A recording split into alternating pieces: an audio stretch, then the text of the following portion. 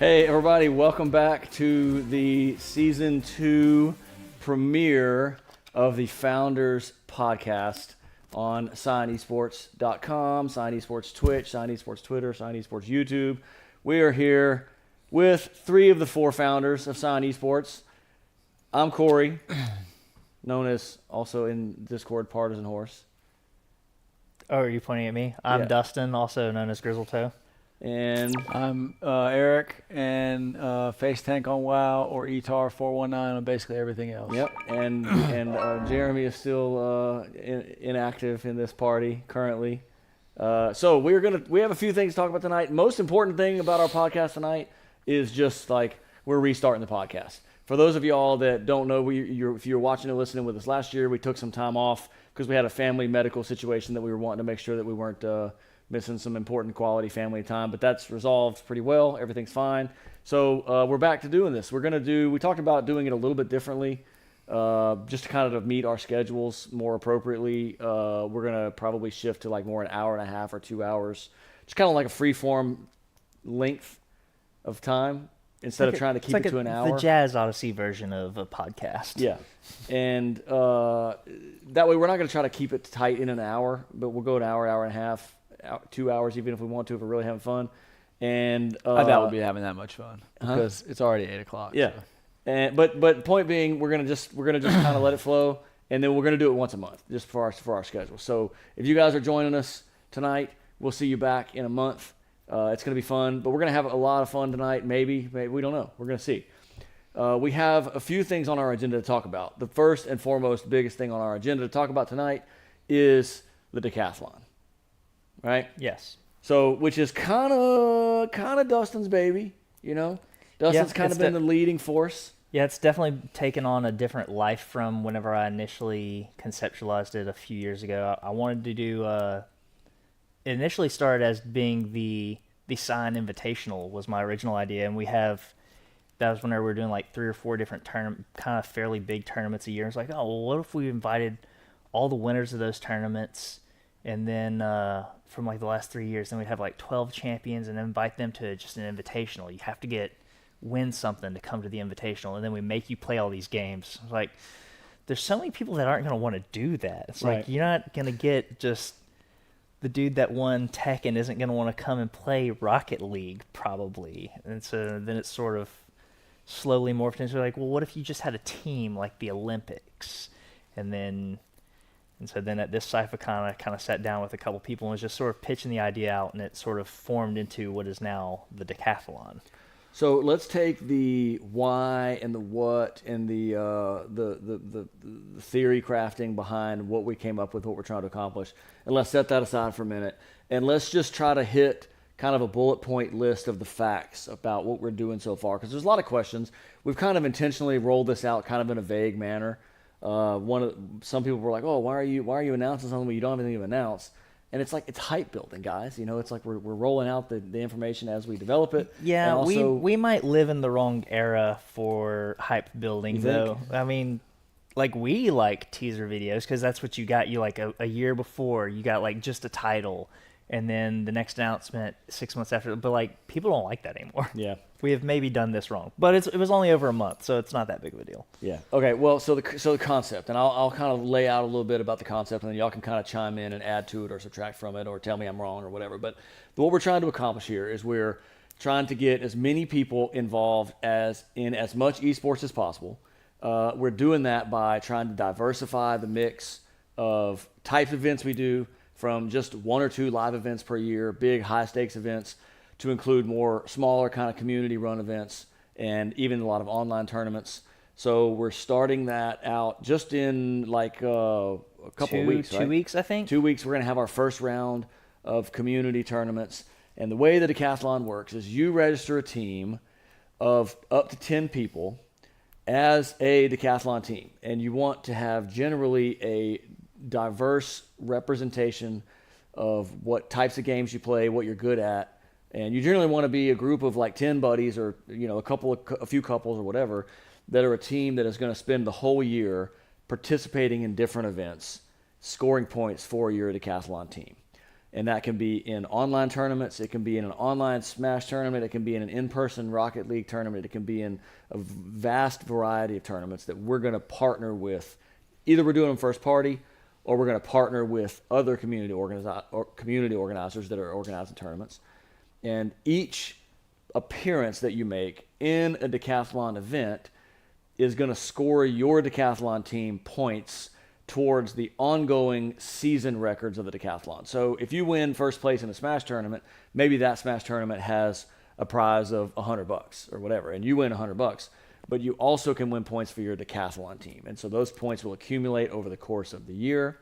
And at the end of about a year of competition, the top 10 decathlon teams are going to come to a summit at which we are going to select the games that are going to be included in next year's Cyphicon live, super high production value, high stakes, high reward tournament series. And it's going to be 10 events, 10 teams, all live at Cyphicon, and those are going to be selected by the top 10 finishing teams in the decathlon.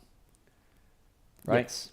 So conveniently, I just did the math. It is actually 10 months as well. 10 months, 10 teams, 10 players, 10 games at Cyphicon. It's all you can get why we call it a decathlon. Yeah, right? that was just coincidence. Is 10 the number of players you can have at most? Is it the maximum or the minimum or both or neither? 10 is the maximum. What's the minimum? Yeah. I would assume 6. I wouldn't have a team less than 6 because you're going to assume because like we're the founders. Yeah. So, but we're not running all of the games. The largest game that I know of that you can do teams on is 6. So if somebody out there was to run a game with more than that, I would be baffled. So do you have to have at least 6 players to have a team? To register your team, you have to have at least 6 players. You don't, but you would be at a severe disadvantage. Right. Because you couldn't participate in any games that required that many players. Yeah. So if you have 5 players on your decathlon team, now you can play Rocket League, you can play Halo, you can play all the single-player games, Smash, Tekken, you can play Mario Kart, you can play, did I say Halo, Call of Duty, things that have 4 players. You can play, is Marvel Rivals 5 or 6? Overwatch is 5. So you can play Overwatch. You can't play Marvel Rivals. You would eliminate yourself from that. And so, well, you could just play with a disadvantage. It would be a very big disadvantage. Look, we have been stomped. Whenever Overwatch was 6v6, we have been stomped with the other team having a lever. And you still lose? Yes. Yeah. So there is technically no minimum, but you really need at least 6 players if you're going to participate in all of the events. Right. But all of the events is an important word because one of the things about the decathlon is you don't have to participate in all the events. Right. You just pick and choose. And that's why there are participation points. We're trying to incentivize everybody to come out and participate in as many events as are convenient to help grow the community, because it doesn't really do the community any favors to have this super awesome event that 10 people show up to this one or 5 people show up to that one. If everybody wants to go and do everything, then the whole community grows. Yeah. So we've created a point system that kind of equally reflects participation. But it's not just a participation trophy. You don't just show up at everything and win. It rewards participation, and it also rewards quality finishes in that tournament. Right. So if you finish first or second in a Smash tournament that has 1,000 players in it, that's going to be worth more than just you've never played Tekken in your life and you show up to a Tekken tournament, put your name on the list, and just finish last. You're still going to get some points for that. Right. But you're not getting as many points as you get for a quality finish. If somebody wants to see that point system, can they see that right now? It's not public yet, but it will be very shortly. Yeah, we have to, the 3 of us have to do kind of the final vote to confirm it all because there's a lot of balancing that goes into it. We're also taking into account the games that it's more difficult to field a team in and also to organize a tournament for. Those events are worth more points. So if Marvel Rivals is kind of the big game, big team game right now, take 6 players to field a team. It's maybe if it has a lower kind of barrier to entry than like League of Legends, where League of Legends takes 5 players, but it's a pretty complex cerebral game. Those are going to be weighted more heavily than a real simplistic game like Rocket League or even Halo, where it's like you pick up a controller and you pretty much know what to do. those team games are going to be weighted more than individual games because it takes more effort to put together a team. But the most complex, most investment team games are going to be worth the most. So I think we did, the last time we looked at it, we had tried to weight it to where if you went to, forget exactly what the example was, but basically a first place finish in Overwatch or Rivals, whatever game we chose, a big team game, was worth slightly more points than an equivalent number of first place finishes in, say, Smash or something. So you're really rewarded for doing well in those events because it's going to take up a lot more investment of your time. Yeah. And also we're weighting the points based on if it's a live event or an online event. Live events, because they take more effort to set up, it takes more community involvement to put the event on, and because it takes more effort to get your team together and physically go play in a tournament, those are worth more than an online tournament. But again, you can play in a lot of online tournaments and get a lot of points that way. Right. I'm gonna monitor the Twitch chat. I'm not just playing on my phone. Yeah. Just for reference. Yeah. So. Definitely. If you're watching, you can ask us questions in Discord. Yeah. If there's anybody watching, you can ask questions in Discord, and we'll see it on our screen here. Or if you want to ask questions in the Twitch chat, I have it on my phone. So. Yeah. So we were talking about the balancing of the points. We're taking into consideration the complexity and difficulty of organizing a team or organizing an entry into that. We're taking into account whether it's live or whether it's online. The live events are worth more than the online events. We're also taking into account whether it's an exclusive, a decathlon exclusive, or whether it's an open tournament, this is kind of interesting. We're awarding more points to an open tournament for winning or for placing higher, because if the competition is open to anyone, whether they're on a decathlon team or not, theoretically that would be a higher proof of your skill if you win one of those tournaments. Right. Like our community always talks about, we have the number one so-and-so player in the world. It's always at this the number tournament. two. It's usually the number Is it two. always number two number Smash two? player and whatever, yeah. That's what the But- Smash players yeah. always say. It's the But- number so two. that's all rated somewhere, and obviously those players can't come to a LAN event all the time. So if they can play online at an open tournament, then yes, it's worth more. It's bigger bragging rights. But we're also going to have some decathlon exclusive tournaments that would be, theoretically, they might be worth a little bit less points because it's not as definitive proof of your skill, but it might be easier and more fun to go be competitive in those events, because to be in those decathlon exclusive events, you have to be on a decathlon team. Right. So in other words, the second best Smash player in the world, if he's not on a decathlon team, he can't play in an exclusive event. Right. So we were trying to really, there's a lot of balance that we're trying to accomplish. And one of those balances is a balance between really, really sweaty, try hard, super hardcore performance and a more casual interest in just going and having fun in competition. We're trying to balance those things as well. So what are we leaving out? What important factors are we leaving out? Well, another logistical issues for hardware. If somebody is to run a retro tournament or something, we're taking that into account for balancing things.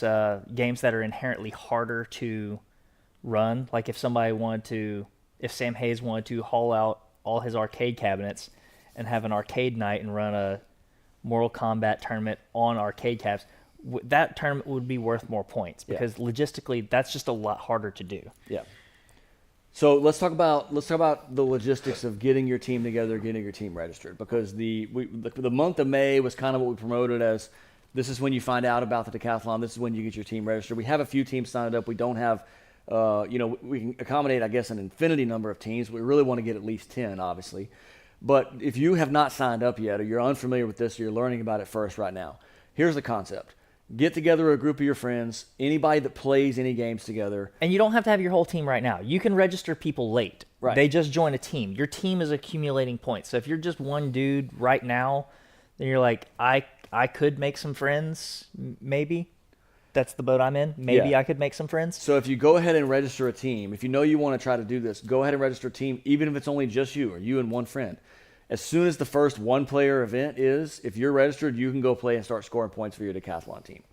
We're also trying to create an infrastructure where if you find out about the decathlon at a decathlon event and you go sign up right then, we're going to kind of reserve those points. So once you get your team registered, then you can have already earned those points.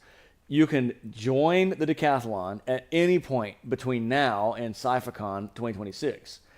Obviously, the later we get into it, the further behind you'll be on points, because the teams that sign up early are the teams that can participate in the first events And so the way to start scoring points early is to get signed up early. Right. You just have. It's not that you can't still win if you sign up late. It's just you have to be much, much better because you have to take a lot more first place finishes if that's the case. Yeah, and you have to participate. You have to scrunch your participation. You kind of have to go out of your way to participate in all the events possibly if that's the case, if you want to play catch up. Another thing to talk about is if you drop out of a team. I don't remember what our definitive ruling on that was. If you drop out of a team, you can't just join another team, right? Yeah, you can't just join another team. But what we're trying to do is we're trying to build community, camaraderie. So what we're trying, and again, we're trying to focus on kind of the enjoyment of the team building nature, and not just necessarily the best player getting on your team. So we're trying to encourage people joining up and getting full teams, but we're trying to discourage hopping back and forth from team to team, and we're trying to make it to where you get together with a team, build relationships with that team throughout the season. So if you get on a team and then you get off of a team, then you have to just create a brand new team. You can't get on a team and then get off and join another team. Right, go ship hop to the best team. Yeah, if somebody says, hey, you're a really good Tekken player, we want you to join our team, leave that scrub team you're on and come join ours. We're trying to discourage that because we want So fun Arrow camaraderie. did have one of our TOs, Arrow, he did have a good suggestion that you have like a sanctioned trading period. Yeah. So we might do that maybe Trade deadline like in baseball. halfway through the season or something. That's still up for grabs at this point. It won't be early in the season if we do it, so it's sort of irrelevant at this exact moment. Yep. Prizes, entry fees, decathlon, totally free. You don't have to pay to be in the decathlon. There's almost no reason not to. Like if you play in esports in Lake Charles, there's no reason not to be in a decathlon team. The individual tournaments that you play in, if they are decathlon eligible tournaments, they still may have their own entry fees. They'll have their own, pots for prizes. So you can go win $50 or $100, but the decathlon points are separate. You don't pay anything to be in the decathlon, but there are no prizes awarded. There's just decathlon points that are going into the total decathlon season. Also, there's a couple different types of events. There's what we call first-party events, which is Lake Charles Toyota Scion Esports is putting this event on. Probably means that one of our, close, tight-knit group of TOs, probably Austin, maybe somebody like him, is running it for us. And then there's also community partner events, which is what we're trying to accomplish there is tournaments that are already being run in our geographic regional area. We want to partner with those people and say, hey, you're already running a Madden tournament once a month. Let's talk. Let's get together. We'll assign some decathlon points to your Madden tournament. That'll create a little bit more high stakes for your tournament. It'll create a little more energy and excitement around your tournament. And it'll also bring more diversity and opportunity into the decathlon. So that's the other type of event is like these community partner events. And that's really, to me, what kind of makes the whole thing sing, is trying to give some unity and structure to the esports scene in our region without creating something that's too cumbersome and too difficult to get into. Right. So we have a question. Zabrozo says, how do teams register for the tournament? Great question. Specifically the ones that are already scheduled in June and July. That's a great question. So I'm going to take two answers. One, just to be clear, the way you register for the decathlon is you go to ScionEsports.com. If you go to ScionEsports.com/decathlon, which, by the way, good trivia question. How do you spell decathlon? It's not decathlon. It's not decathlon. I thought it was. In fact, I made all this really cool, visual, graphic stuff about decathlon, and that's not how you spell it. It's decathlon. DECATHLON. ScionEsports.com/decathlon. That is where it's all there. You can go find it there. You can click. There's more information and a lot of details. And a quick Google form that you can sign up your team for on there. I even made one that's more detailed with all of your team members. And there's another one on there that's just quick sign up. It's like your team name, a contact information, your name, your team name, and a contact information, so that we know this is a hand raiser saying I want to have a decathlon team. The next part of that question is, how do you register for these events? So the answer to that is based on each individual TO. So if GoHex is running, some fighting games, and that's in the decathlon, you would need to communicate with GoHex for how to sign up for his tournament. If Lewis is running, an NBA 2K tournament, and that has decathlon points, you would need to talk to Lewis about how to sign up for that tournament. Is the schedule of these events on Scion Esports' website? The schedule is not on Scion Esports' website But yet. it's going to be. But it is going to be. I It's in do the have, Discord I right do now. have all the ones that I know about that people said, hey, I'm running this in the Discord with the TO that's running them, Yeah. their Discord handle. Yeah, okay. And in answer to your question, ScionEsports.com is going to be a great place to get all this information. This is a developing. We're kind of letting you in on right before it starts. Right here, we're getting this all together. Each tournament that is decathlon eligible, the sign up information will absolutely be on ScionEsports.com as early as possible. As soon as we get that information from the TOs, we'll get it on our website, and it may be a hyperlink where you can click and go to their start.gg page, or it may just be contact information for that TO. But we'll do as much as we can as far as helping you guys understand how to register for these tournaments. That was a great question. Yeah, cool. Thanks for the question, Zabrozo. Zabrozo, is that? Do we I know don't who know who that is. Zabrozo is? I do know who that You know is. who that is? Yeah, we don't want to dox anybody. We want to That's say Spunky. who they really are. Okay. Oh, that's Spunky. Okay, Yeah, all right, cool. This is his new. Yeah. Okay, good deal. So, okay, now until we get some more questions, I think that's all the logistics. But again, ScionEsports.com. A lot of what we're talking about here is there. You can read it in text form if you prefer that. So until we get more questions, Eric, you're going to keep an eye on the questions? Yes. Let's None talk yet. a little bit about kind of how we ended up here. And Dustin, you started on that earlier, so I'm going to let you kind of take it and go first about where this whole idea came from, and then me and Eric will kind of add to it. Yeah, it just seemed like a cool idea to get a bunch of people playing games that they're not super familiar with. Mostly because, we play. I'm probably the most picky about what I'm going to play, but I'll play it until well after it's dead.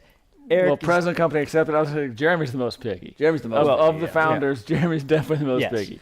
And then Eric will play literally Literally anything. anything. It's like, I'll play anything. is somebody else I know playing? I will play it. Yeah. I will learn the rules What enough is to play. your mantra about My that? mantra is if it has rules and you can win it, I'll play it. Yeah. Right. Doesn't even So- matter. It could be. So there are But, some- but sometimes not even if you can win it, because you can't win Minecraft. I'm gonna say That We is rounded our true. brains out on Minecraft. That is Right. true. Yeah. So even those rules are flexible if it Yeah. includes more Right. games. That's Yeah. right. And Corey is somewhere in the middle of he'll play it and be not super enthusiastic, but he'll you can strong arm into it. And I was just like, it would be great if you could have this thing where you don't really have to be a sweaty tryhard. Like you just go play a bunch of games and it's fun. So whenever I was maybe probably my 4th birthday, I did a mini basically esports tournament as my birthday party. We brought all the TVs into the living room and set them all up. Birthday?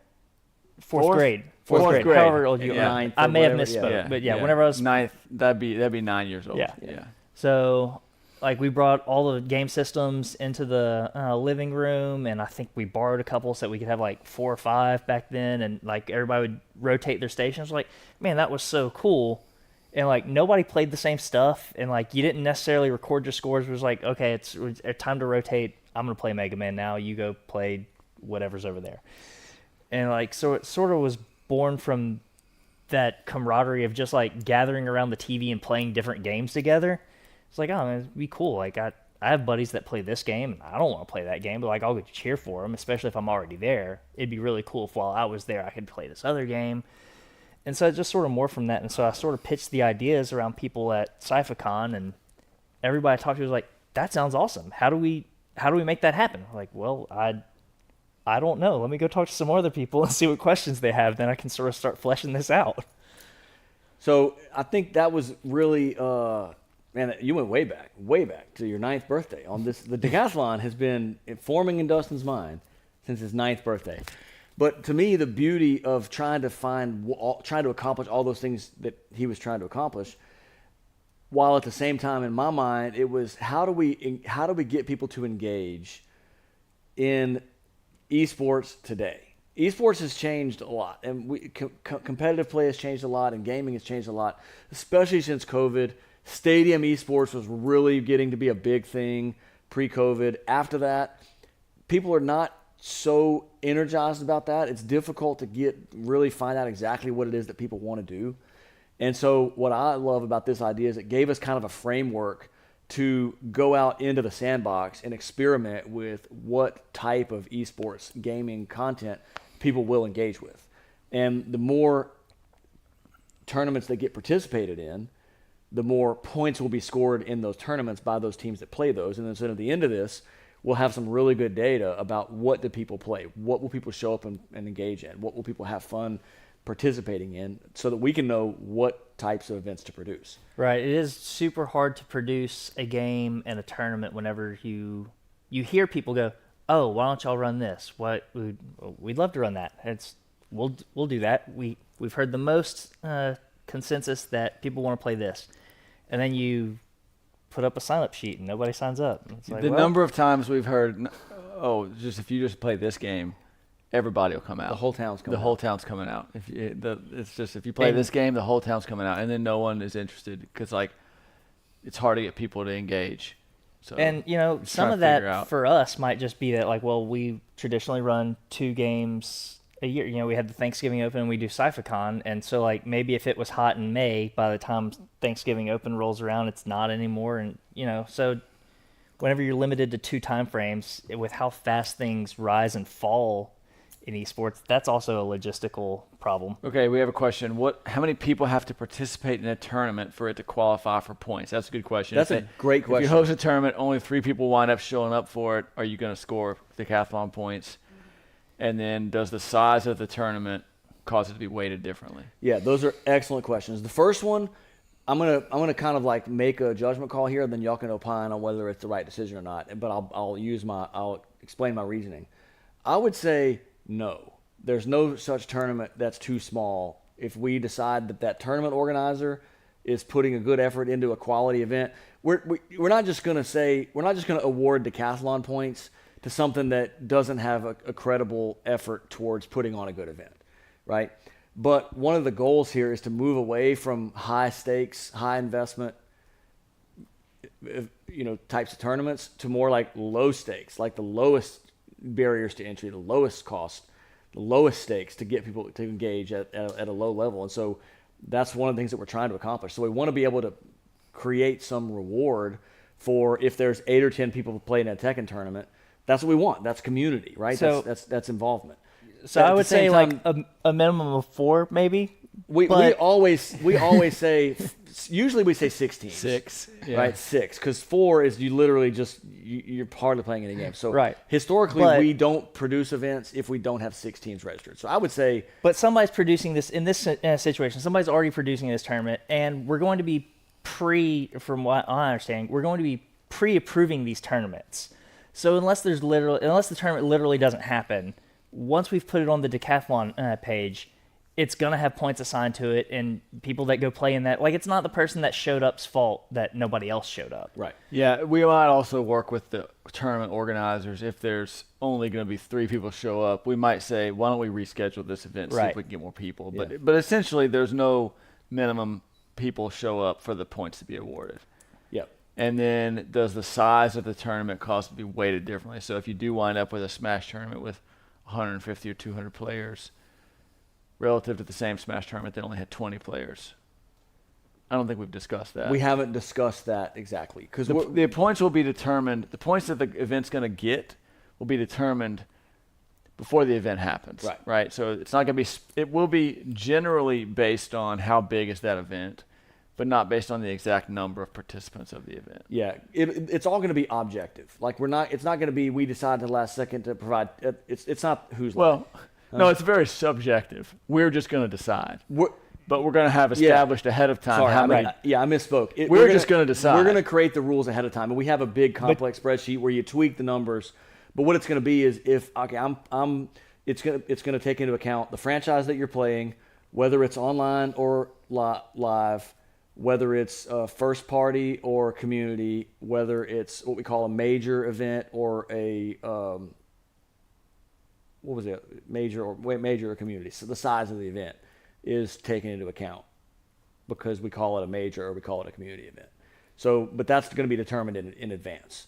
So if somebody says I'm spending $20,000 to put on this tournament and it's going to have a $10,000 prize pool and we're renting whatever, then we would say that's a major event and it's going to have the check box for major event, which means it's going to be prized in the decathlon as that's a major. So really, it depends on what is the TO what information do we get from the TO is going to determine the points that that event is getting way more than anything else. So if the TO is determined that this is going to be a good event, a lot of people are going to show up, we're going to award that one probably a lot of points off the bat, and then over time we may decide, okay, this game's franchises we're getting more and more people playing this. Maybe at some point we tweak the ratio on that one and say, okay, well, these tournaments are getting bigger. We'll assign the next one more points as well. It'll be a very fluid thing, but it'll always be announced beforehand. We're not going to gerrymander numbers after the fact. Yeah, and we have pretty good experience with event planning to know, like, okay, this checks all the right boxes to be a huge investment. It's going to be a big event. We're going to establish, I think, how many, were you trying to break it down into splits or seasons? Like 3 or 4 seasons? Yeah, so initially I had, I think, 5 stages with a major in between each one. And I think now that we've pushed it back, because we were going to start earlier, I think it's going to be 4, or back down to 4. And then with a pretty sizable break around the holidays. Just realistically, probably nobody's going to be playing around Christmas, New Year's. Yeah. Hey, so we got, Gruber McEvil very, very, very helpfully linked in the chat the direct link to the most recent information on ScionEsports.com, the blog entry that has the most recent information. Is Potion? Is that Potion Cell? That's right. That is Potion Cell. Yeah. Okay, so who's maybe going to relapse into WoW allegedly? Yeah. Jeremy's trying to get him relapse back into WoW. Dude, it is not. He doesn't take much of a push. Yeah. Like if Jeremy could log into WoW while Potion was standing there, it would be like that. Yeah. Unfortunately, they only see each other at work, and that's going to probably cause some issues. Probably, yeah. Probably need to not do that. If somebody wanted to do... Potion says he's holding on tight. I think he means to not playing, but he'll give. He'll give in. You know what? If you sponsor his first month, he'll play. No, I think he's already subbed because he mentioned that he logged in the other day. Oh, God. If somebody wanted to create a rule set for WoW Arena, 3v3 Arena or whatever, we probably could include it in the decathlon. I mean, PvP in WoW is definitely a thing. So they do 3v3 and they do also bigger teams, but the big one I think is probably 3v3.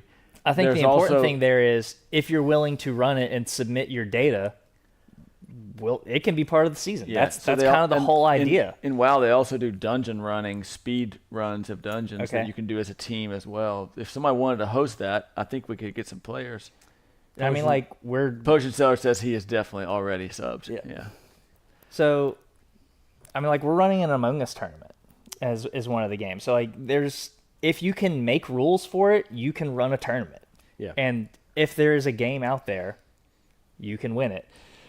And that's just, it's just a matter of how much legwork the community wants to do. I don't have the bandwidth to run all these tournaments. I would love to run every tournament. Right. That's partnering with these community organizers is one of the things that is really kind of one of the key features of this experiment we're doing. So one of the other things that we didn't really talk about that much is the end goal here. There's a few different end goals, but one of the big ones is we want to know what to do at SciFicon next year. That was one of the big driving factors. That's our biggest event of the year. If you're not familiar with it, we spend I'm not going to say this. Too much money. Yeah, a lot. We spend a lot of money. We spend a lot of Lake Charles Toyota's money on SciFicon every year. And it's, like I said, it's this high stakes, like fear, like what if we put on a game and then like no one plays it? We've invested a lot. And not only did we invest a lot and no one participated, but also like we've created this event that no one's playing in, so the people at SciFicon are not really enjoying it. So we said, how can we prevent that? How can we prevent a situation where we produce something at SciFicon that no one wants to play? Right?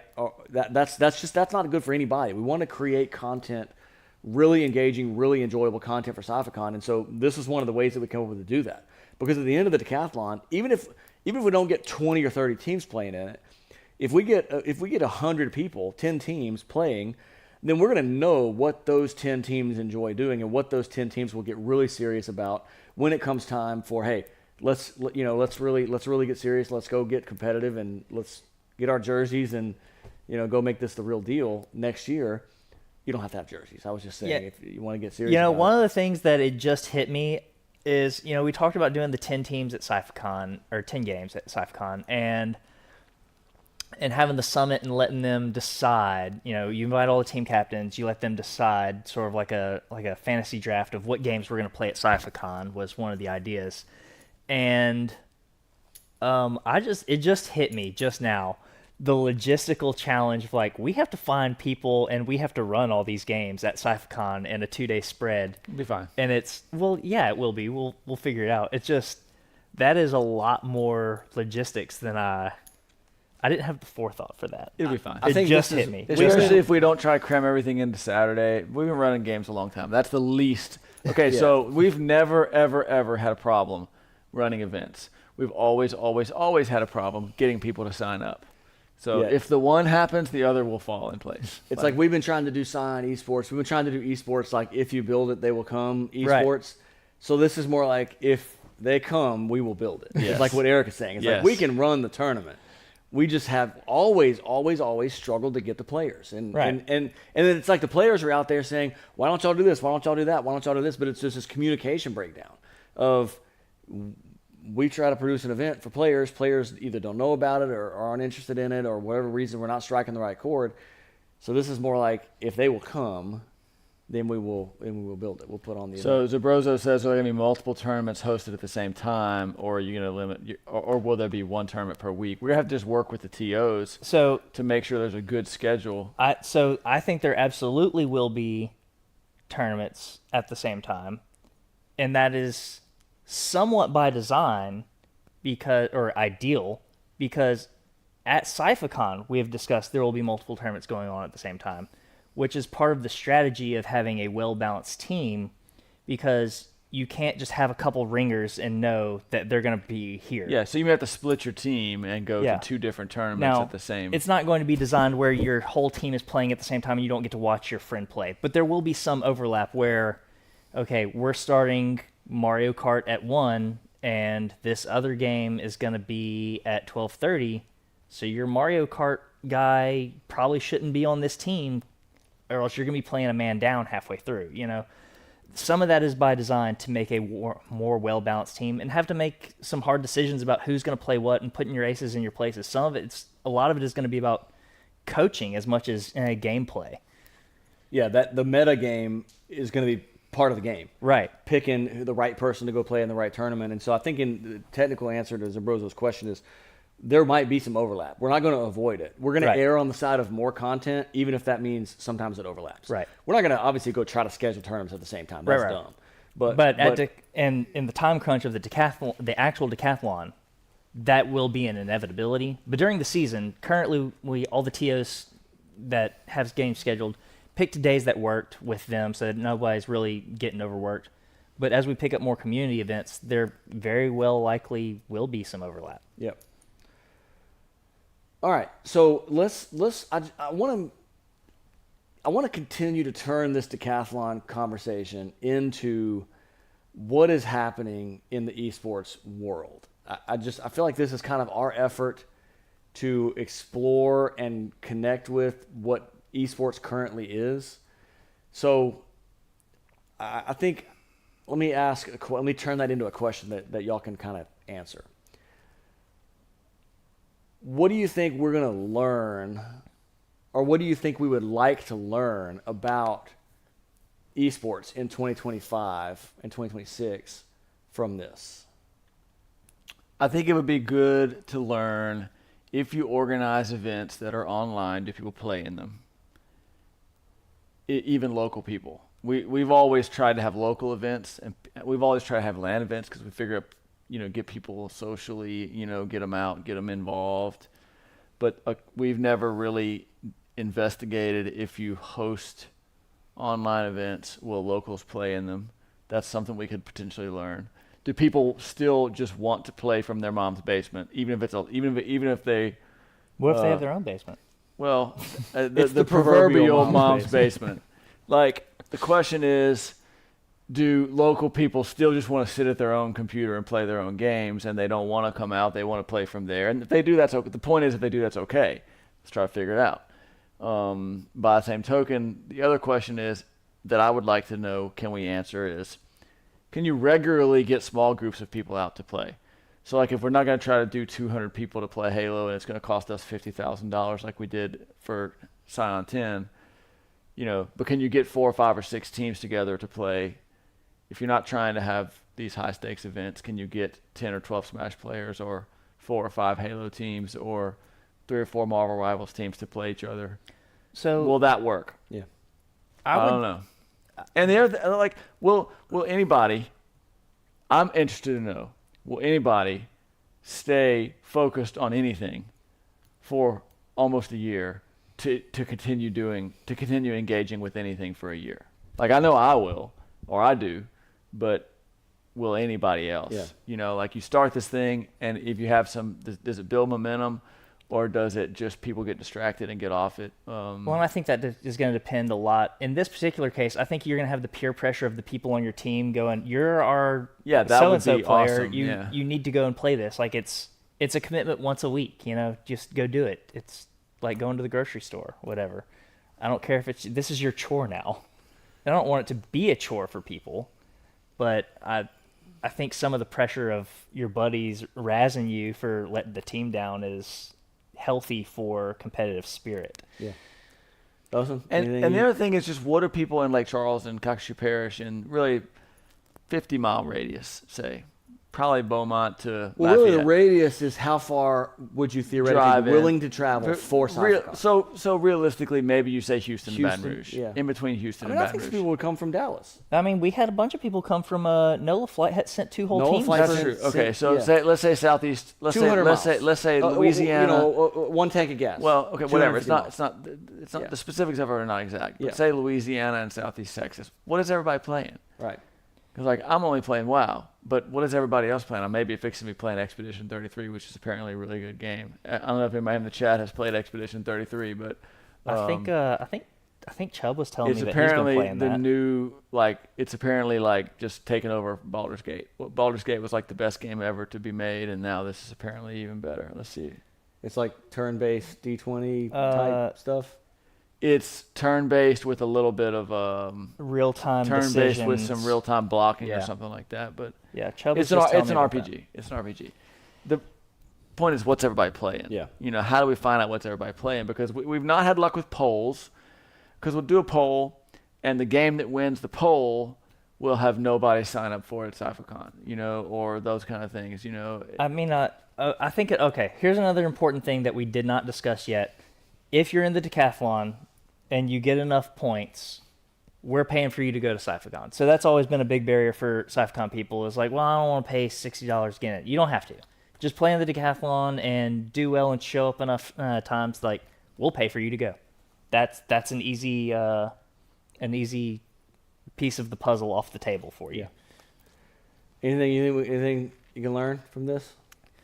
I think Eric hit on a lot of the topics that are poignant, but some of that I think is from my experience. Can you get 4 teams of people every week to go do something?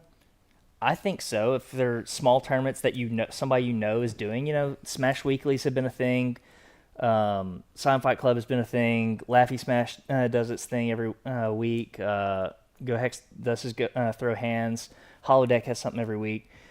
All those places have tournaments that happen every week. So I think the answer is yes. I think maybe we have just always wanted to bite off more than we could chew, which is to say we throw, like you said, we build it hoping that will come. Well, we don't. The amount of people that are going to come is probably a fixed number, so we just need to get those same people to come out more often. Yeah, I think that's what you said is about biting off more than we can chew. Part of that is, like Eric said, it's not that we can't chew that much. Right. The bite doesn't exist. That's not food. Yeah. Right. Yeah. And so I think the real challenge is we have no skin in the game on.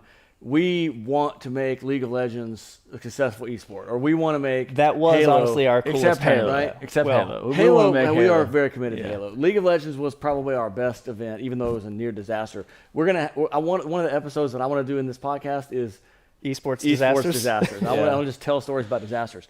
But we don't have any. We don't have a dog in the hunt for what game it is. We want to the tagline for Scion Esports is and has always been giving a generation of gamers what they want, games. Like we want to do what you want. We want to produce what you want. And we're trying to find out right now, what does that mean? What do today's gamers want? You know, at one point it seemed like in the mid-teens it was this stadium esports. Like you want this high energy, you know, basketball, baseball, football experience, but an esport. You're playing a video game. And is that still what people want? I don't know. That's kind of what we were raising people, is that stadium esports experience. But one of the things that we're trying to discover now as Scion Esports evolves is, what do the gamers want? What do we need to give the gamers? And is it that? And if it is, we will. If it's not that, it'll be something else. Fireside Lounge. If it's Fireside Lounge. That's what they want now. Fireside Lounge? Yeah. Like from Hearthstone? Hearthstone, yeah. If what gamers want is really the social aspect comes from being online, in your pajamas, in your room, comfortable on your headset with your buddies, if that's what people want, like Eric was saying, online is where it's at. Hey, I think that depends on the type of gamer you are, because there's a certain power fluctuation that happens from being in your room where you are the master of your own domain and you can say whatever you want to no consequence, and you can just flame people and just like let out all of your aggression that you've had all day, for better or worse. You know, like you talk smack in a playful way, or you're actually aggressive. You know, both exist. And doing that from the comfort of your own home is very stress relieving, and for the person doing it. And people are very comfortable with that. And then there's other people that like the competitive nature of feeling the energy of the room. And that's just two different types of gamers. And I don't know that those two types of gamers exist in the same headspace. Yeah. So the question is, which one is there more of? Yeah, and can you engage with both in different ways? Like we even kind of joked, sort of seriously, but half not seriously, about just changing the name to Scion Entertainment. Like one of the things that we focused on at CypherCon is not so much creating, you have to be playing competitively to enjoy this, but more leaning towards, this is entertainment that gamers enjoy. Right. That's another strategy behind having the decathlon teams be not necessarily games that you are the best at, and having a well-balanced team, and having to pick at certain points who you're putting places. Or even that are established esports. Right. Like Among Us. Yeah, like Among Us. Yeah. Yeah, and one of the big pushes that I'm going to try and figure out is getting with Spidey Team about who are, I need to find out what they've rebranded to. Yeah, they're changing their brand, right? Yeah. So Spider Guy I want him to host a Rock Band tournament on Friday night. I guess one of the things we could talk about is the idea that I've been kicking around of having the retro relay on Friday night for sort of like Hunger Games style bonuses to the tournament. Anything else? No, you look exhausted. It is a sauna in here. Dude, well, it is. Yeah, I was thinking let's take a quick intermission, turn the air conditioner back on. Yeah. You know, and then Eric's probably comfortable. I'm totally comfortable. Eric is like the resident. He's just like always wanting there to be a heat wave. Let's take a quick intermission. We'll get the air conditioner turned back on, and then we'll come back and we'll do some fun stuff. Play some trivia. Talk about the good old days. How many people do we have watching? We got 5. How do you tell? 5 watching on Twitch, according to the. You listen to Corey. He'll tell you. Yeah. Yeah. Okay, we will be back in like 30 seconds, or maybe like 2 minutes. Probably about 2 minutes. Let's see what this sign says.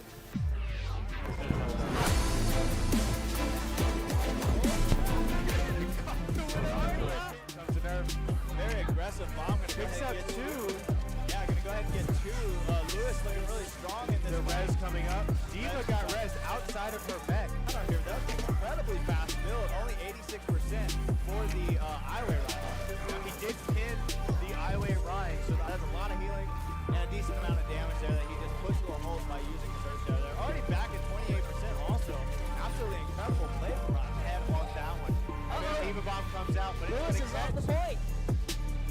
it looks like Iowa is at the point, but it looks like a Shadow's going to come out to pick up those last couple Iowa players sitting there. 5 seconds left. It's so close. It looks like Lewis is going to actually go ahead and get this hold here. Going to go ahead and push forward. Iowa is going to let them have that first choke. Kind of opt to fight aggressive bomb. Picks up 2. Yeah, gonna go ahead and get 2. Lewis looking really strong in this. The res coming up. Diva got res outside of her mech. I don't hear that. Incredibly fast build. Only 86% for the Iway Ride. He did pin the Iway Ride, so that has a lot of healing and a decent amount of damage there that he just pushed little holes by using his burst there. They're already back at 28% also. Absolutely incredible play from Rod. Head walks that one. Diva bomb comes out, but Lewis is at the point. It looks like Iowa is at the point, but it looks like a Shadow's going to come out to pick up those last couple Iowa players sitting there. 5 seconds left. It's so close. It looks like Lewis is going to actually go ahead and get this hold here. Going to go ahead and push forward. Iowa is going to let them have that first kill. Kind of opt to fight a little further back. Caught the winner. Comes to nerf. Very aggressive bomb. Picks up 2. Yeah, going to go ahead and get 2. Lewis looking really.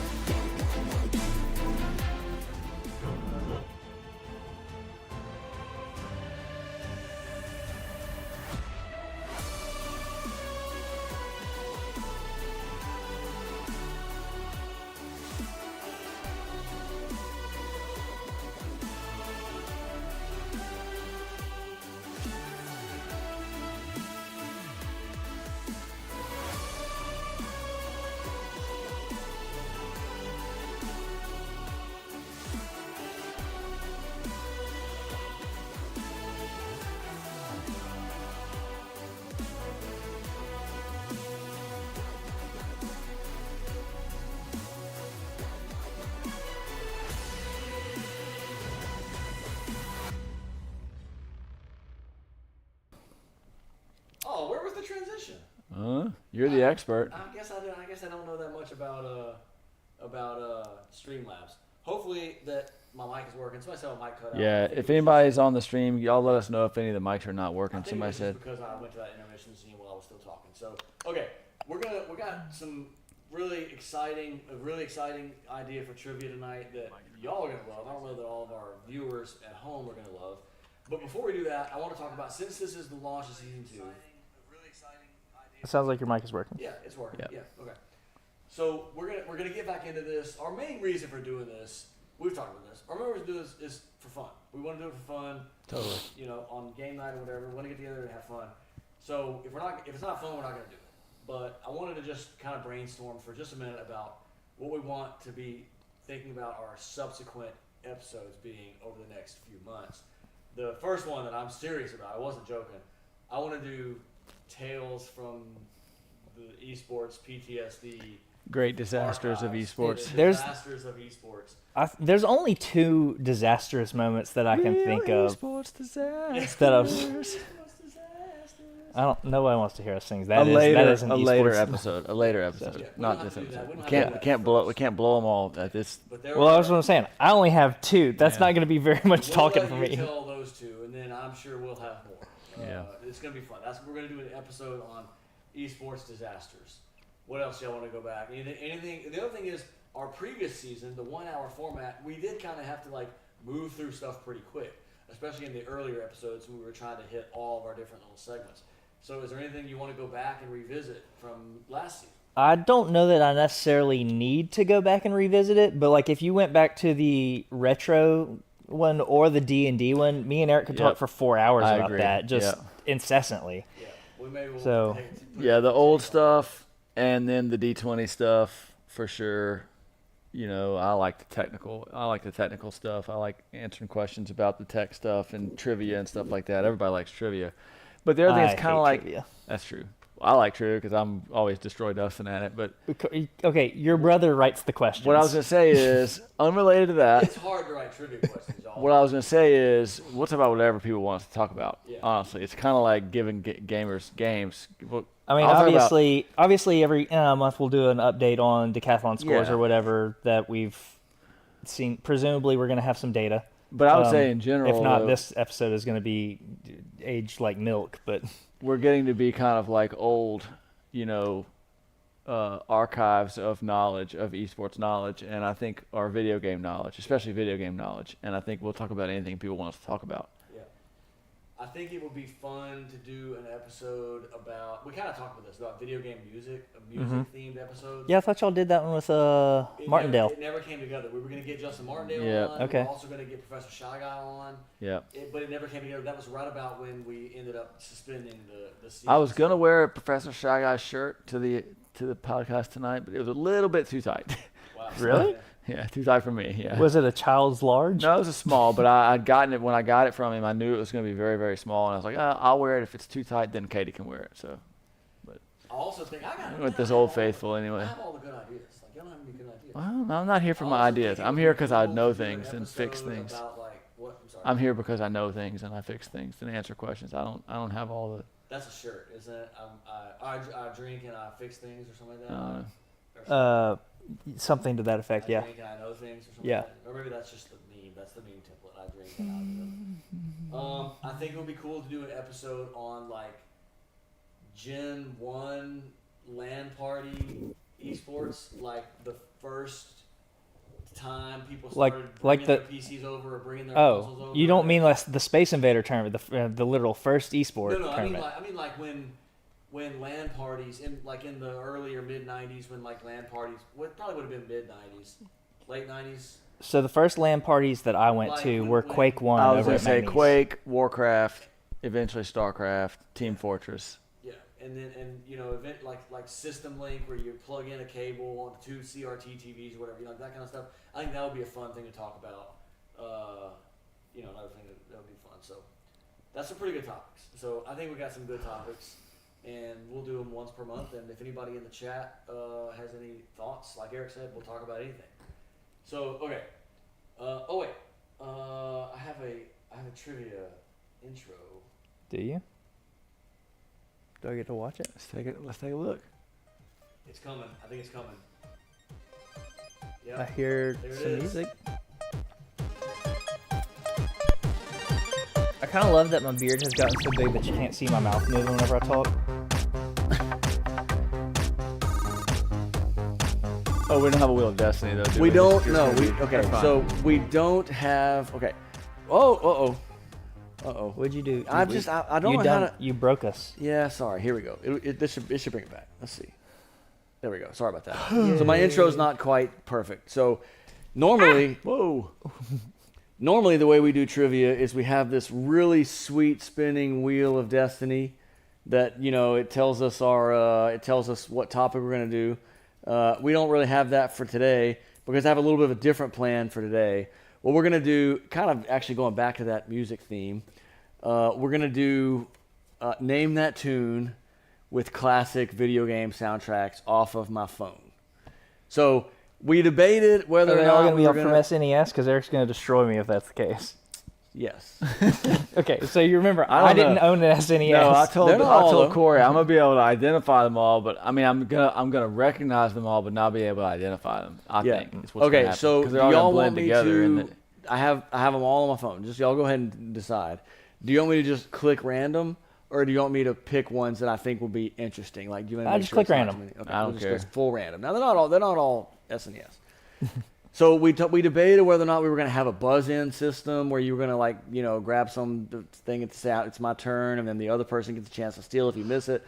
Eric and Dustin said nope. Wild Wild West. Shout out the answer. Well, the more Right? important thing was we only had a Dragon Ball to grab, and I was really concerned about Is it that the going through score? this monitor. Is the score gonna go The on there? score is going to go on here. Yes, this is going to be the score, and we're gonna. We have. I don't know if we have anybody in the Discord, but we always do E for Eric, and then G for Grizz. There are a handful of people watching. There's just 5 and then people D watching. for the Discord. So this will be the scoreboard. That would have This to is be the official Discord would have to scoreboard. be if we don't get it. If y'all don't get it, the Discord can try to get. But the if we steal. don't get it, and the Discord gets a shot, and they get it right, they get like 10 times as many points. points Yeah, as we okay. get. Yeah, because they had to wait. Yeah, right. Okay, so here we go. We're gonna do this, and I'm gonna go full random here, just by clicking shuffle. So, it's only okay. You have to shout out the answer, and it's only based on to my satisfaction If whether you you know it gave or the not. correct Okay, answer. all right. Now, okay, I think points for the title of the game that it came from, 1 point.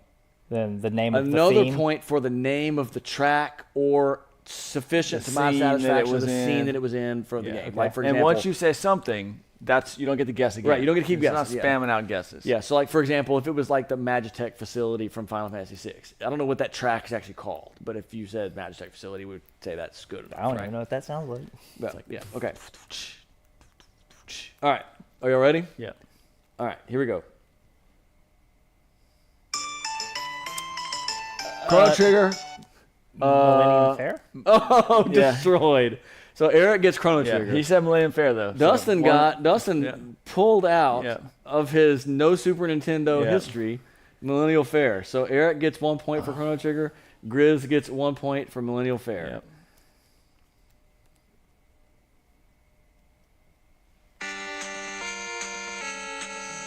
That's definitely Nintendo. Man, I feel like I just played this game. That's some sort of battle music. I'm gonna go ahead and You want to take a guess? Final Fantasy 1 battle music. I don't No. think it's Final Fantasy 1. Let's go with Contra. Contra's a good guess. Does anybody in the Is it ac- Discord know it? Wait, is it? Oh. If nobody else guesses, I have one more guess. Can they hear it? Ask them if they can hear it. Well, we don't have to ask. It's them. Kid Icarus, isn't it? Nope, it's not Kid Icarus. Oh, okay. What is it? That one is Metroid Escape Oh. from Zebes. Oh wow, Zebes, Metroid Zebes, 2. Zebes, I think it's Zebes. Metroid 2. Okay. I know that I No have points. heard that. No points. Yeah. Okay. Okay. So you know why I recognize that? What? From Smash. Oh, you think? Oh, yeah, there's from the there's an from the updated map, version yeah, of it in yeah. Smash. Yeah. Okay. I should have gotten that. Okay, y'all gotta be ready for this one. All right.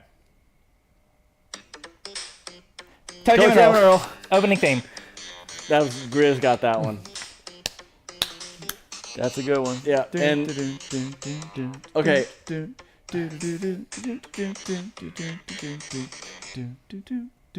does it always play that song when you load the game? Yes. Okay, so Grizz gets 2 points. There's about, I think there's like 7 5 or 6 themes tracks, that- and yeah. it rotates through the levels, but that's Yeah. always the That's one that always plays at the the one that plays. Yeah. All right. Here we go. You ready for the next one? Yep.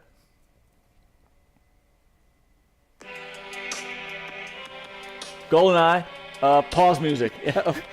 Eric got that one. That's not Super Nintendo. No. No, that's I didn't have one of those Nintendo either. I didn't have a You didn't have a Here, 64 wait, you gotta either? let go. Now, I'm familiar slaps. enough It with slaps. James This was Bond so hard. that I would have eventually got that, Yeah, but this one is legendary for the slap. I don't know that I've ever played GoldenEye not player versus player. Yeah. That's going to be a good topic of discussion for the first generation of LAN party type atmosphere. I don't mean I mean competitive, just like getting together and playing multiplayer games. You know. Okay, you ready for the next one? Yep. This is a tight game. Let's see where. Oh, Yeah, this 3 way. to 3. 3 to 3. You have the wrong side. Where's that camera? Man, you're There really it is. struggling with this. Yeah. There we go. Okay. Here we go. You ready? Yep.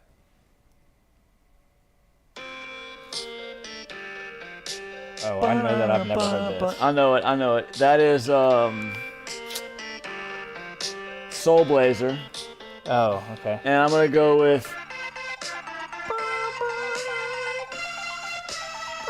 It's like there's like a water level. It's like a water level. Yeah. Okay.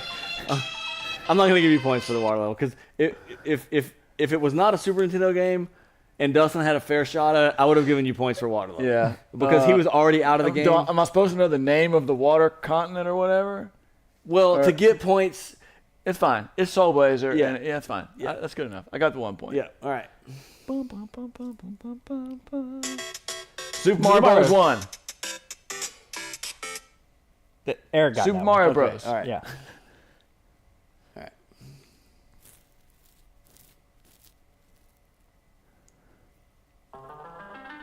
Final that's the Fantasy. Final Uh, Fantasy 3. That's the it save could be music, right? anything.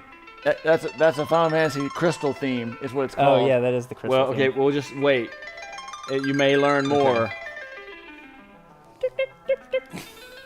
You heard the pause music, the menu going in your head?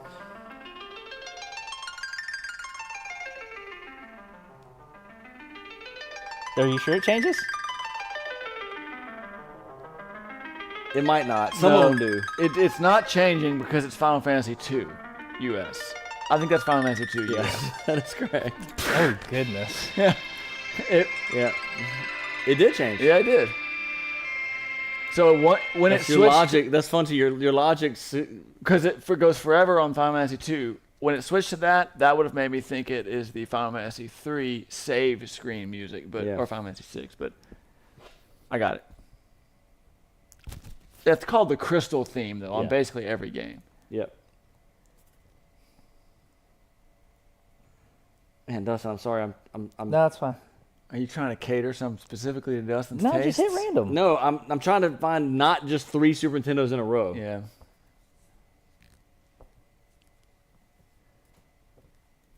Apparently, I had like almost all Super Nintendo. I only really liked Super Nintendo. Sonic the Hedgehog, Yeah. Emerald. No, Green Hill Zone. Green Hill Zone. Yeah. Did Is that what it is? He got them both. What did you say? Sonic the Hedgehog, Green What Hill did Zone. First he said Emerald. Yeah. What did you You say? can give him He, the points. he said Green Okay. Hill Zone also. What was it? Green Hill? Yeah.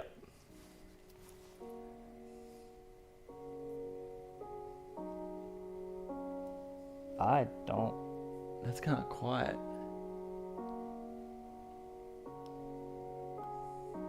Is this gonna? Is there pick more up? coming or? Nope. I don't think. Would you guess this? Yeah.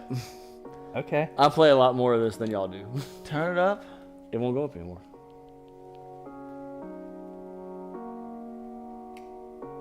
There's nothing you play more than me. But since you said that, it's got to be Minecraft. Yes, that is Minecraft. No anybody from the Discord got that. No? Minecraft. That's Kefka's Final Fantasy theme? Final 6. Fantasy No, 6? yeah, okay. It's Final Fantasy 6. That is the opening screen with the thunder. Yeah. Yeah. Oh, That is you're right. exactly Yeah, what it is. Kefka's. What is that? Okay, no, I know what that is. That is Phantasy should know Star that. 3. No. God. Phantasy Star. I don't think it is. It doesn't say, actually. That's not one of the Phantasy It Stars? says VG Cover Junkies, but I think I know what it is. It's from Sega Genesis. Yeah. That's not Phantasy Star? Nope. No, I recognize this. Is this Gunstar Heroes? Yes. Okay, Gunstar Yeah. Heroes. Yeah, that's It's, similar. It's one of the boss battles, Yeah, no, but I that's- don't remember you're which right. one. Is this the mine tunnel one? No, you're right. It's called Seven Forces theme. Oh yeah, that's when. That's whenever you fight all the bosses at once at the Is end of it? the game. Yeah, yeah. All right. Yeah. I feel like there's some stuff that sounds like that in Phantasy Star. Star Fox.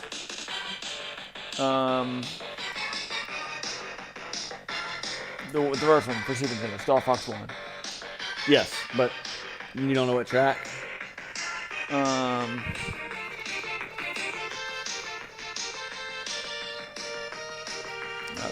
I've played all right, zero no Star points. Fox. Well, you got a point for Star Fox. Yeah.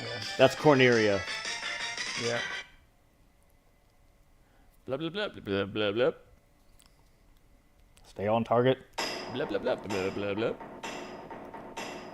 Is this Ayla's theme from Chrono Nope, Trigger? that is Red 13, Final Fantasy 7. Close. Cosmo Canyon. Yes. It's the same thing. No, it's not. No, it's not. It's not the same thing. not the same. You cannot give me points. I don't know that I've ever played Final Fantasy 7 either. Final Fantasy 7, Cosmo Canyon.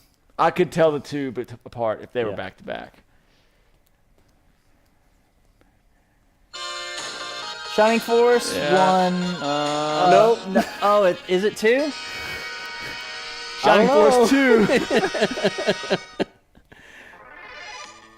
That's battle music from Final Fantasy 6 or 2. No, not 6. It's not 6. Are you sure that's not Dancing Mad? It's nope.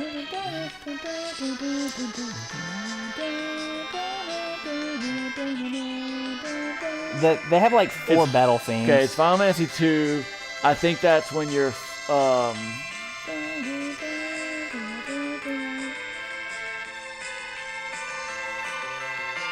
Is it Final Fantasy 2 Yes. Okay. or Final Fantasy 4? Here's the score. So Eric's ahead Let me. by a few. Okay, what is that?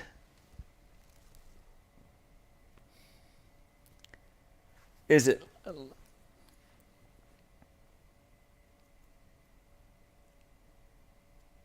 I don't know.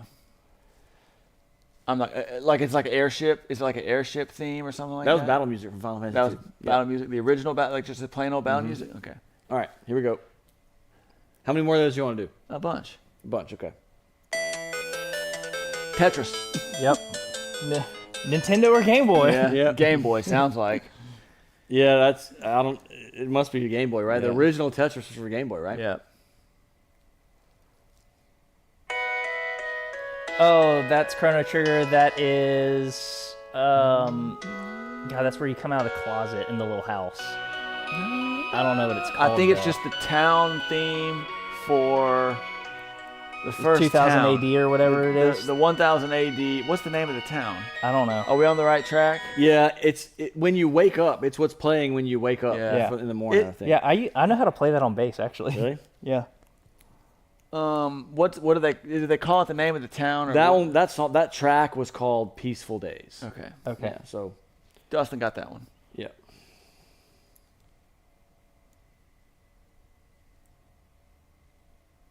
One of the few Super Nintendo games that I did play. Chrono Trigger, Shala's theme. Ooh. Dude, that was fast. Yeah. Yeah, he's on that one. Uh-oh, I'm out. Oh.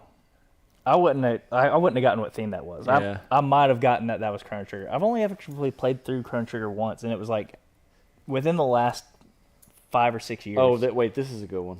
Well, no, that's not true. They've had a 8 bunch years. of glitchy, crummy re-releases of it that turned out to be really glitchy and problematic. Oh, that is ActRaiser, and that was Oh the god, town that was music. a tie of ties, right? We both got points. Well, he got is town It's the music town close music, enough yeah. to? it's the first town. Yeah. Right? What's the name of the first town? Oh, I don't remember.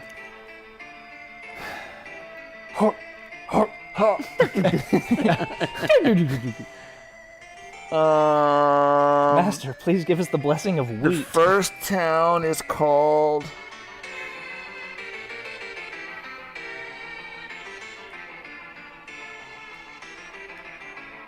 This is really my favorite part of the game, anyway. Is Yeah. I don't actually I care can't about think the of it. rest of the platformer. The second town is called like Blood something, right? Yeah, I think so. Because they start out the lake is. Yeah. I want to say the first town starts with an F. For some reason, all I can think of is Onette and Tucson and Yeah, Three and Forsyth. Yeah.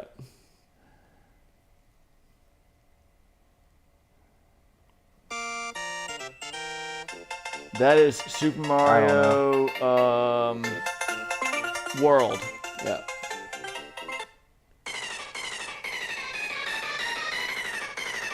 I'm gonna get this in a minute.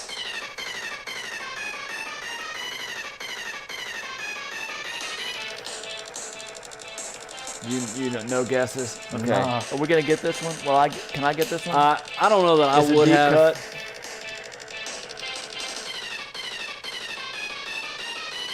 I'm not convinced that I know this. I've heard it. What is this? I give up. I Yeah, can let's see not it. waste too much time. It is called Danger from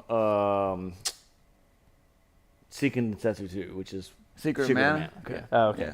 Yeah. I have 0 time on that. I would not have gotten that. Final Fantasy 2 overworld music. That sounds right. Yep. When that's not what it was on when I pressed play. All right, that's all I have. That's not that's it. That's the whole entire Okay. playlist.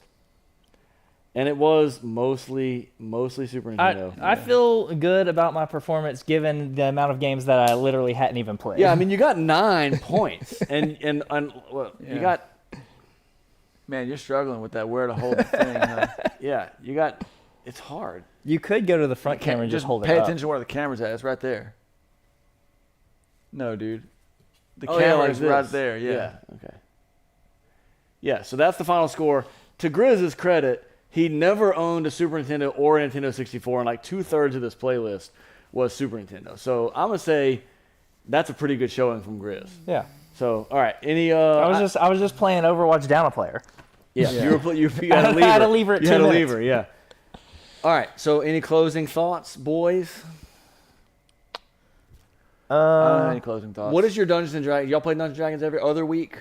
We have one more session. We just finished our campaign first. I've been playing Dungeons and Dragons for 30 years and finished my first campaign ever. Nice.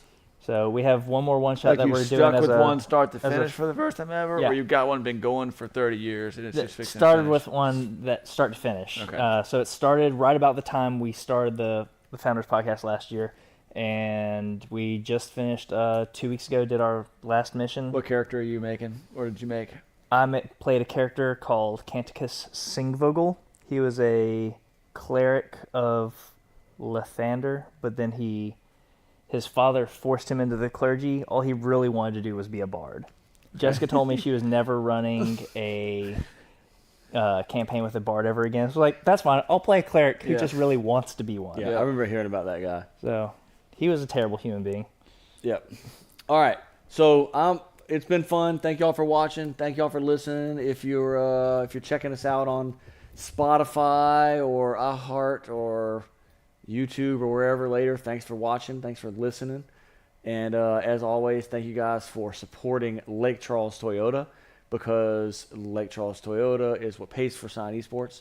And so if you spend your money with Lake Charles Toyota can spend its money on Scion Esports and do cool things like this podcast and all the other video game events that we do. So, signing off for Grizz.